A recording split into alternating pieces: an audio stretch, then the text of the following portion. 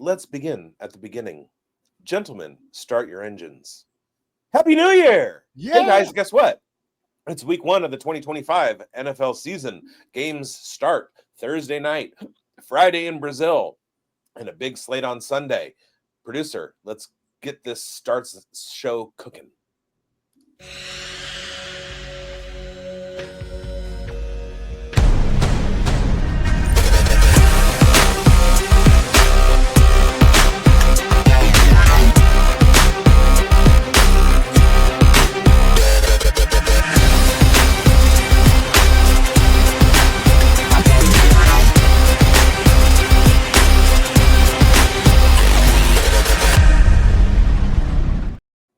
Welcome back to a new season of the Fantasy Forecast right here on the Fantasy Sports Advice Network. We got starts and sits for this weekend, and I am absolutely pumped because the NFL is back. And we are back. We never went away. We never left, but we're also back.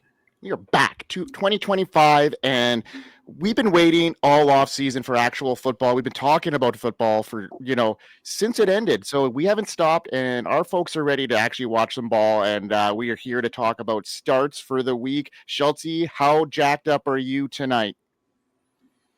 We made it, man. I'm going to be honest. It's weird that the Chiefs aren't playing tonight, but hey, we got them tomorrow.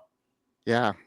Well, it's going to be a good start to the year. We got a great battle, and I'm excited to hear who you guys are starting. So, Biggs, let's get this show rolling with your first start of the week. All right. Well, the first thing I want to say about this show is, bro and sis, turn your brain off. Don't overthink things. You went into a fantasy draft, and your first 12 picks were basically supposed to be your top 12 scorers.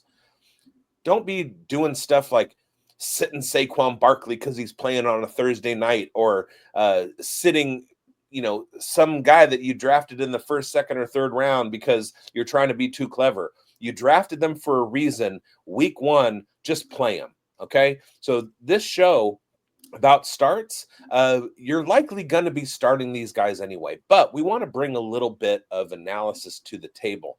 And there might be somebody on your bench that you're going back and forth. Should I put this guy in my flex spot or whatever? These are the guys that we're talking about. Guys that you didn't draft as your RB1 or 2, or as your wide receiver 1 or 2. The first one I want to talk about is Tyrone Tracy. Unless you're in a complete zero RB build and you waited a long time to draft your first running back, Tyrone Tracy is not your RB1, but you should have him in your starting lineup this week. And the reason why is because he is going up against a 73% rush funnel, and they give up more rushing yards than average. Tyrone Tracy is the guy. Don't overthink the Cam Skattebo thing.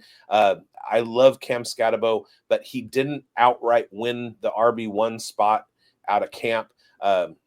So that kind of leads me to believe that Tyrone Tracy is still going to be the guy that the Giants are going with. And they're not going to see a whole lot of run defense against Washington. So make sure that Tyrone Tracy is in your lineup, and he should have a pretty good game. Yeah, I agree with that. I mean, and the pass catching opportunities here in a game where they'll probably be from behind. So I see this opportunity coming in good for Tyrone Tracy right out of the gate with the banged up Cam Skattebo. So yeah, I love that call, Biggs. Now I'm going to talk about one of my starts here, and it's after years of inconsistency. Jerry Jeudy has found his rhythm, in the late 2024, and I was in super high on all this offseason, and I'm still not super optimistic for him long-term this season and in Dynasty, but this week especially, I think this is one of his best matchups in his season, and this one is going to be a really good one for us to start the season, and them against the Bengals. And Cincy's defense was among the worst in 2024 against the pass and gave up points in bunches to wide receivers, especially in high tempo games. The Browns are likely to be trailing in this one, leading to a pass heavy script with major volume for Jeudy. I'm starting Njoku, and I'm also starting Tillman in this one as well. I like this matchup matchup here in one of the games where probably could be the highest point total the Browns will have all season. So I like this situation for them, and I really like the trailing situation, and Jerry Jeudy potentially having a big game here for the Browns. So yeah, starting with confidence. This is one of his best matchups of the year. So yeah, love it, love it, love it. Schultzy, what do you got for us? Well, for bigz, I love the call there because, yeah, with the Scatabo thing, like with the rookie running back, it doesn't matter how much you like Scatabo. Now's the time to attack Tracy. Like if you like Scatabo, that's great, but like the reality is it's not going to happen right now. It's going to take a little bit of time. So yeah, if we've got a matchup that we can jump on Tracy, I'm all aboard that. Jeudy, I'm with you here. I'm not, like you said, not huge on Jeudy like long term or anything, but yeah, dude, we've got garbage time city written all over it. I'm glad your mic turned off there, bigz, for a second. What did you say? I said no shares, no cares. Yeah, exactly. I got a few when he slipped down, especially after I heard that Flacco was going to be the starter. I think that especially early on, I think he's going to have some value and outplays ADP early on, and then maybe when they make a switch down the line after the Browns have been somewhat eliminated from the playoff hunt here, I think they'll give another quarterback an opportunity, and that's when I'll fade Jeudy here. So Schultzy, what do you got for your first start of the week? Well, I love how we open up the show here and bigz says, let's not overcomplicate things. And for me, this is going to sound maybe a little crazy because of the matchup, but I'm starting Tony Pollard, man. And here's why. I'm not overcomplicating it because there's no other running backs on this roster. We got Tyjae Spears here on IR, designated to return, so he's out at least, 4 weeks or whatever. And number 2 on the depth chart is Joey Chestnut's cousin, Julius Chestnut, man. Like, we got this, like, for real. This is who we're dealing with as number 2 at running back here for the Titans. And I get the Broncos defense is crazy good. I get the matchup sucks, but there's no one else here. Tony Pollard with Tyjae Spears on the field last year was still getting 20 carries, no big deal. Catch a couple passes. The work was already there with Spears. We're taking him out of the equation. There's literally nobody else worth a crap to give the ball to. So we're going to give it to Pollard. We just talked about garbage time with Jeudy, and I think we're in the same boat here. I think the Broncos are going to take a pretty easy win here. And this is also a defense that led the league in sacks last year. So Cam Ward is going to have to get the ball out quick, and I think that's going to give us some real nice garbage dump offs to Tony Pollard. And he's a good player. There's zero competition. And unless like you're in a spot where you have someone significantly better, get him off your bench. Yeah, and stay tuned for our sits show if you want to hear the counter argument. Yeah, I can't wait for that one. Spoiler alert. That's awesome. No, you make a good point in that there's nobody else who's there. Yeah. All right. Well, folks, it's time for our spotlights, our big sits of the starts of the week. Sorry. So let's hit it up there, Schultzy, starting with bigz.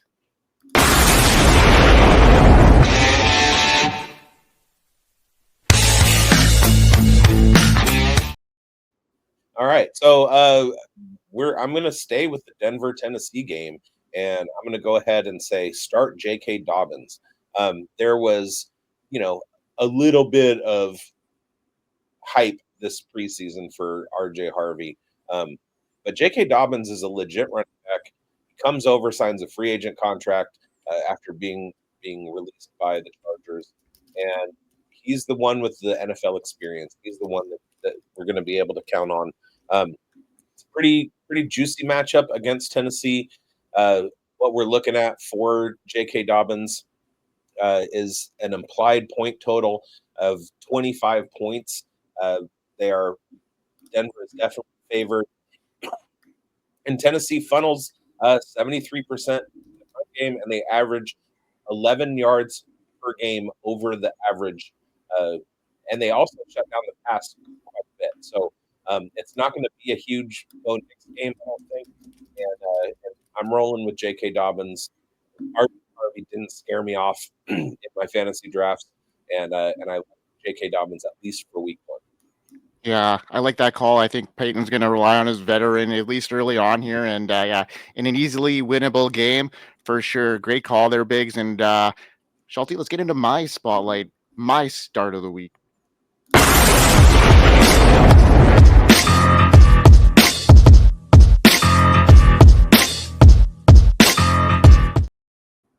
Okay, are you folks ready for a big one here? And No. I'm ready for it. No.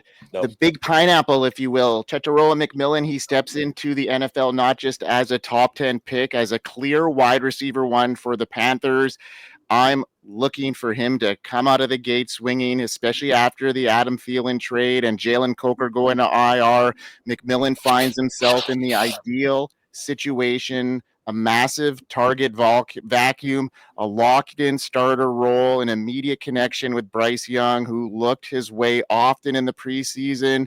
He's a rare rookie with both elite college production and a projected high-volume role right out of the gate.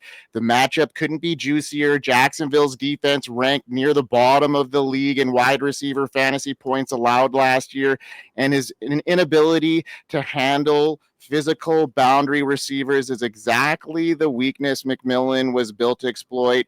And there's likely a pass-happy script, and the stage is set for a fantasy breakout as early as week 1. And I am starting him with confidence. He's walking into a great opportunity. He's striding into elite traits and immediate volume on his side. I love the matchup. I love the call here, and I'm excited to see what he has to offer week 1.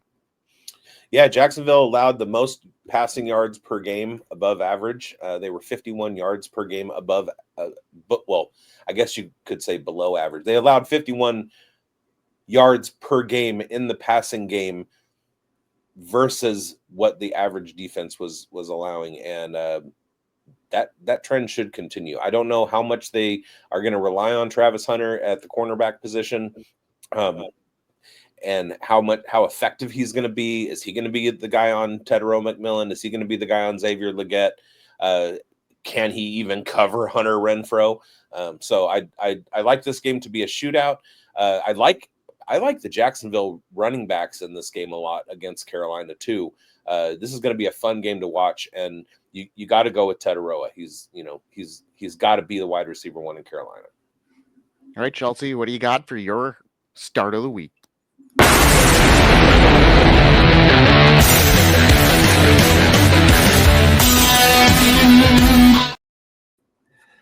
All right, my spotlight start of the week is going to be in Indianapolis, and I'm talking about Tyler Warren.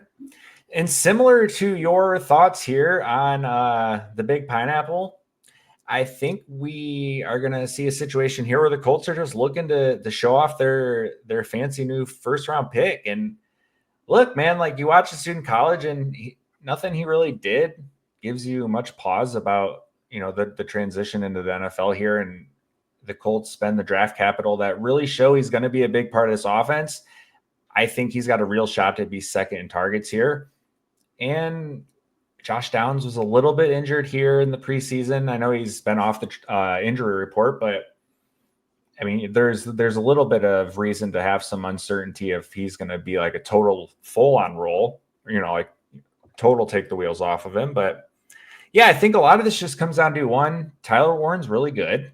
2, the Colts are going to make an effort to show him off. Like they've talked a ton about all the different ways they're going to use him. Even giving him handoffs out of the backfield and stuff, and getting tricky with him in the red zone to try and get more touchdowns for him. And look, I think this, sky's the limit here for Tyler Warren at the tight end position long term. And I love him this week. The Dolphins were like a top third, like 10 to 12, somewhere in that ballpark against tight ends last year. But I don't think the defense here in Miami got any better. And I just, give me some Tyler Warren. I don't think this is going to be like a super fun game for fantasy. Like, I don't think we're getting, fireworks or anything, but I think Tyler Warren's going to have a solid day. And if he's on your fantasy team, it's probably likely he's going to be, your starting tight end anyways. So fire him up. Fire him up. Fire him up. Love it. Let's fire it up. So this being the first week of the NFL season, this is going to be coming out after the Thursday night football game, and it's going to be coming before Breakfast with Bigz, 8:30 West Coast time, Sunday mornings. I am back with the Breakfast with Bigz show. I'm going to be doing starts and sits questions, answering your questions, and showcasing a breakfast cocktail, breakfast dish, something like that. This weekend, I'm going to be driving back from a wedding in Oregon at 8:30 on Sunday morning. So I don't know how I'm going to be able to do the show, but I'm going to do my best. So look out for that. Also, go to the Fantasy Sports Advice Network website and cop your merch. Get your T-shirts, your fantasy forecast hats. Get ready for this season and follow us everywhere. You should do it live from a Waffle House or something like that. See, I have to drive from Oregon and make it back by 4 p.m. to go to work. So I'm going to be in the car. I'm going to figure it out. We'll figure it out. Stay tuned. It's going to be great, and it's going to be Bigz with breakfast. So stay tuned. And hopefully no cocktails this week. There will not be a cocktail. And be sure to check us out for our sit show tomorrow morning. And follow us on FSAN. From all of us there, let's hope you win, folks, this week, week 1. Hope you win. Hope you win.